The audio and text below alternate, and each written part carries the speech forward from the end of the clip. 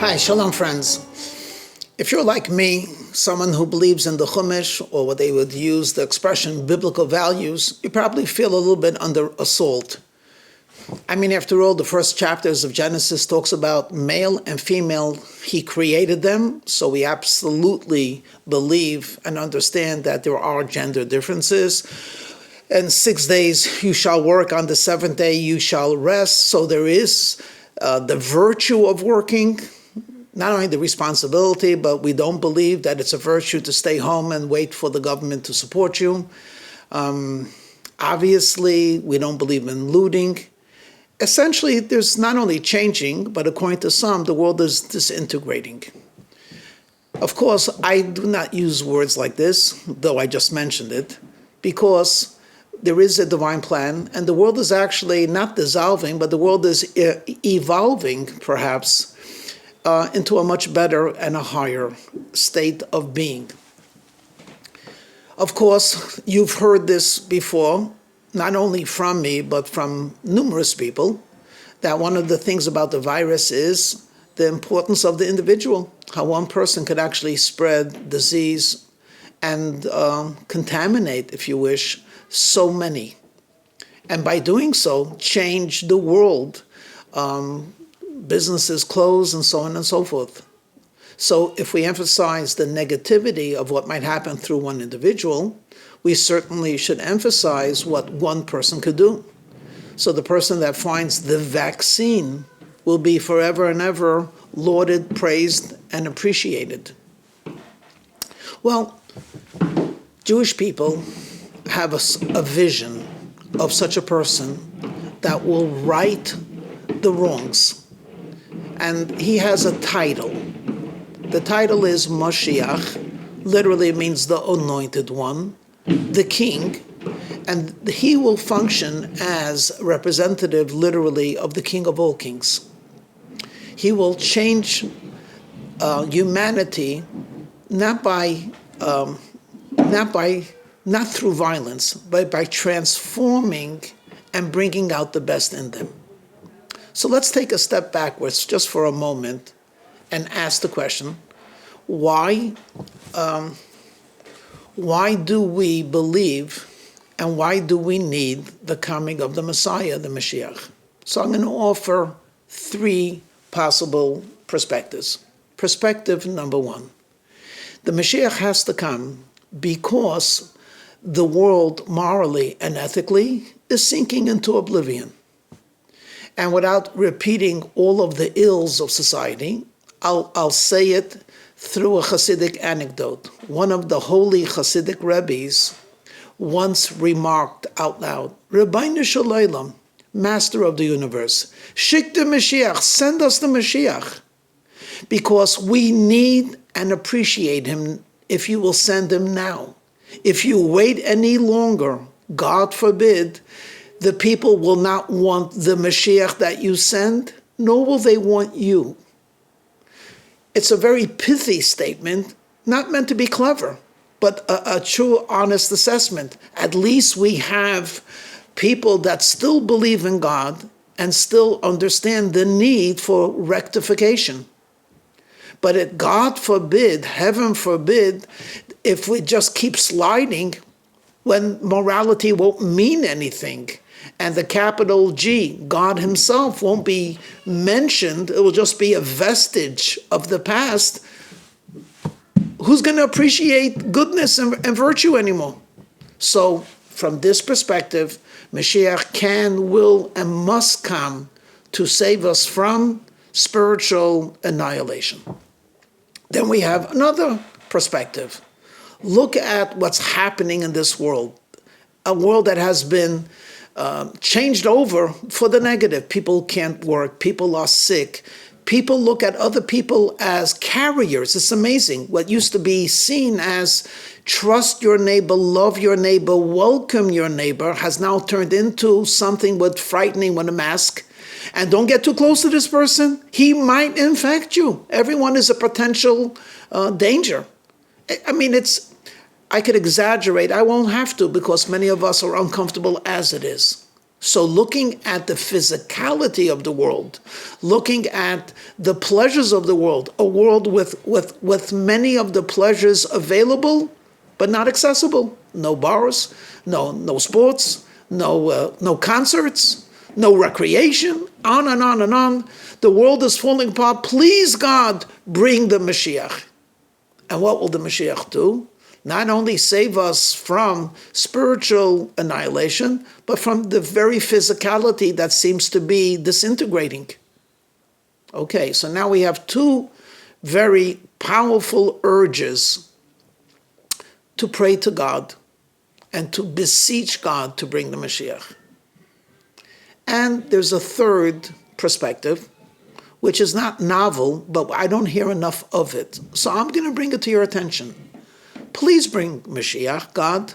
You must bring Mashiach, God. God, we need the Mashiach. You know why? Because we deserve him. Deserve him? Come on, deserve him. Yeah, because we deserve him. The humanity as a whole and the Jewish nation in particular deserve a reward. We are worthy of living in a world where godliness is paramount, goodness and virtue is the norm, not the abnormal. Yes, Rabbi Shleilah, Master of the Universe, 3,000 years and more we've been keeping your Torah. And indeed, humanity is more civilized than it ever was in the past. And more virtue and philanthropy exists today more than any times before. And the potential for good, whether it be from a government or from an individual, has never been greater. So please, we're deserving. Let's celebrate together, Hashem. Bring the Mashiach. Your nation will be reunited in the Holy Land, serving one God, having one temple, and the radiance and warmth that will emanate from the Holy Land will melt any ice that's out there, and it will bring out the best in people. In a sense, we have stopped believing in ourselves. Now, I use the word belief guardedly because those of you that know me best know that I always say we should believe in Hashem and in nothing else. Yet, God created man in his image. And we somehow lost belief that we are godly people. And as physical as we are, we're really godly people. I'm going to end, though really it's a beginning, but with a charming, feel-good story from Rabbi Dr. Ahron Twersky.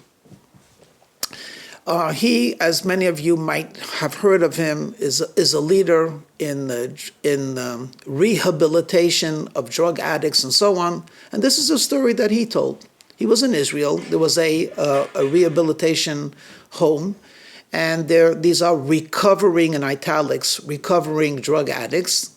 And his he's known for this. His fiery lectures and very personal lectures focus on the value of the individual and the importance of feeling self-esteem and looking at oneself as a potential good or great person. And one guy got up, his name was Avi, he was 18 years old or 19 years old, and he said, Rabbi, how can I feel good about myself? All my life, I've been a thief. My parents have nothing to do with me. I've been wild. And I've started drugs very young. And here I've been in prison more than once. And here I am once again trying to shake the habit and make myself a person of value. And I think I am a piece of, dash, dash. So where will I get self-esteem from? From what? To which the good doctor replied, many of you have passed, he said, the street, maybe Ben Yehuda Street, whatever it was, and there are beautiful jewelry stores, diamonds and all kinds of beautiful stuff. He says, you know where you get a diamond from? You get it from a lump, from coal, from something black. And it takes an expert to take literally a stone that's black and to see a diamond in it. And then when they finally get rid of the black and they reveal the diamond, it takes a lot of expertise to polish it. But look at that diamond, that beauty, that precious, exquisite shine and sheen. And you know where it started out from? From something black, something dirty, something concealed. He said, each and every one of us is a diamond. It's a diamond in the rough. We spend a lifetime polishing that diamond. But there is a diamond in each and every one of us. Stop thinking of yourself as a drug addict trying to shake the drug addiction. Maybe think of yourself as a productive, wonderful son, brother, citizen. And you have some schmutz, you have some dirt. You got to wash off the dirt. Who are you? You are a diamond. Well, the story goes, and he tells the story, that it actually resonated within Avi, and over 2 years passed, and he, quote unquote, sort of kicked the addiction and began to become productive. Not too many people wanted to take people that had records of police, so he got himself a job working part-time in construction, schlepping, and he was clean. The lady that was in charge of the halfway house kept very much her eyes on him, was very pleased with his progress, and asked, and so he had a really good heart. He said, perhaps we just got a phone call. Someone wants to donate furniture to the halfway house. Can you, after the job, we'll give you a pickup truck and deliver it? He said, sure. After working a full day, he takes the pickup truck and he comes to the house, and it didn't take him very long. When he saw the furniture, he realized it's trash. The halfway house couldn't use it. It should go straight to the dump. On the other hand, they were sincere. They said, take it. Maybe someone could use it. So he decided to put it into the truck, but essentially go straight to the dump. Why bring it to the halfway house? It's going to be thrown out. As he's carrying down this couch, which is dilapidated with springs, really not for anyone to use, an envelope slips out from one of the coverings. Picks up the envelope, 5,000 shekels. I don't know how much a shekel is worth, but it would be the equivalent of, in dollars, let's say $5,000. Now here's a thief and a former drug addict, and this is his. No one will know, and no one will care. And if anyone ever found out, which chances were 99 to 0% that someone would be able to find out, they would understand. It was going to be thrown on anyway. Why not keep it? But this fellow said, this is not mine. It came from the couch. So he called up the lady to ask her to call up the owner to say that there's 5,000 shekels and when can they deliver it? The owner was so pleased that this man was honest. He said, you know what? I'm making it a donation to the halfway house, and which literally gave them the ability to bring in a new bed. So here's Avi, a person who had no redeeming value in his own eyes, who becomes this sparkling diamond, who now is in a position, without him realizing it, in bringing someone else back to the brilliance of a diamond. A couple of years later, how did Rabbi Twersky find the story? A couple of years later, he was re-invited to give a lecture, or perhaps he just came to visit, and he saw in the halfway house a big sign, diamonds polished here. When he asked for the background, what does this sign mean, he was told the entire story. So friends, that's how I'm going to end. It's a feel-good story, but it's such a true story. We're diamonds. We've been polished. We've been buffed. We're sparkling. Do we deserve goodness? Yes. Do we deserve a world of kindness? Yes. A world without bias? Yes. Most of all, do we deserve Mashiach? Yes. So let's go back and be worthy of the brilliance that we have. And when we daven for Mashiach, let's not only be desperate, please God, we need him, we're drowning. It would rather be, please God, we want to celebrate with you. Shalom.